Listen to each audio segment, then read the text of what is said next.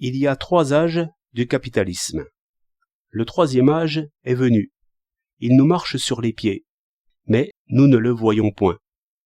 Nous pensons selon le second âge, et quelques-uns pensent encore selon le premier. Nos idées sont en retard de 50 ans pour le moins. Ainsi, nous ne comprenons rien à ce qui nous arrive. Il y eut d'abord l'âge du grand patron.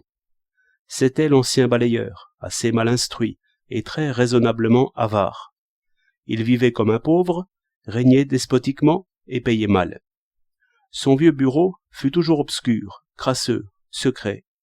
Une porte criait et fermait mal. Cette porte resta toujours ainsi, par la raison souveraine. Je ne veux pas dépenser d'argent.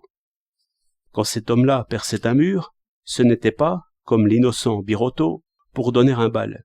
C'était pour étendre ses ateliers ou ses comptoirs. Et le travail était payé aussitôt en argent clair, après des réductions dont l'architecte restait malade. C'est d'après les mêmes principes qu'il faisait les comptes de ses ouvriers, leur prouvant qu'il pouvait encore garder quelques sous à la fin de chaque semaine. C'est ainsi qu'il gouvernait 200 ménages.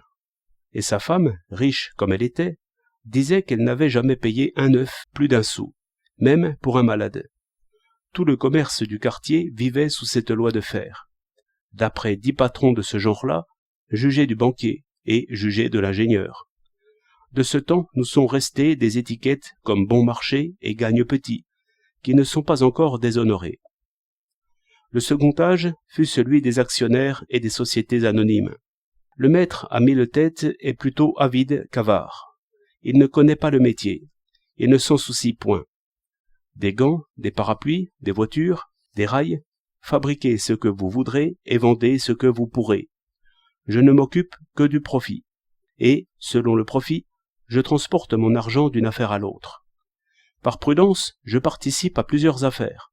Je n'ai pas à savoir ce que c'est qu'usine, machine, ouvrier, salaire, grève.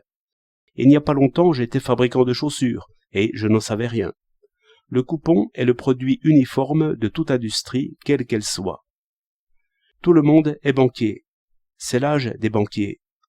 Le chef de l'entreprise est étroitement serré entre les exécutants et les prêteurs, qui tous réclament. Et la muette réclamation du prêteur est la plus puissante, car, par un simple mouvement de ses capitaux, il écrase une industrie et affame tout un quartier. Mais il n'en sait rien. Ce n'est que placement ou déplacement. C'est alors que s'accomplit une transformation étonnante, et dont je ne vois pas bien tous les ressorts. Le chef et les sous-chefs ne laissent pas passer longtemps entre leurs mains les profits d'une entreprise prospère. Et avouez qu'il est ridicule de doubler de tous ses soins les capitaux d'un prêteur qu'on ne connaît pas. D'où l'étrange précaution d'augmenter peu à peu les frais généraux en inventant des places bien payées, des dépenses admirables, des renouvellements de matériel, des frais de publicité, sur quoi il est bien facile de prélever des commissions d'une manière ou d'une autre. D'où enfin une concurrence d'un nouveau genre, où sont vaincus et méprisés ceux qui ne savent pas dépenser.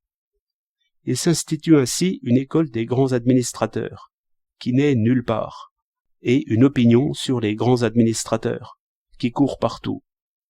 Et n'est-il pas risible de voir qu'on livre encore à 2 chevaux quand il y a des camions automobiles? Les marchands de camions sont bien de cet avis.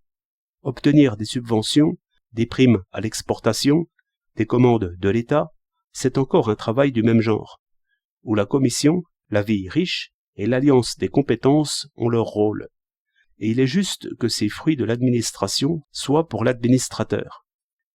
C'est ainsi que les grands salariés, que nous nommerons les plus de 100 000, ont pris peu à peu tous les leviers de commande et ont mis à la mode autour d'eux la prodigalité comme moyen de s'enrichir. Et pourquoi pas un ascenseur de plus si c'est commode, et puisque j'ai mon 20%. Nous sommes loin de Boucicaut.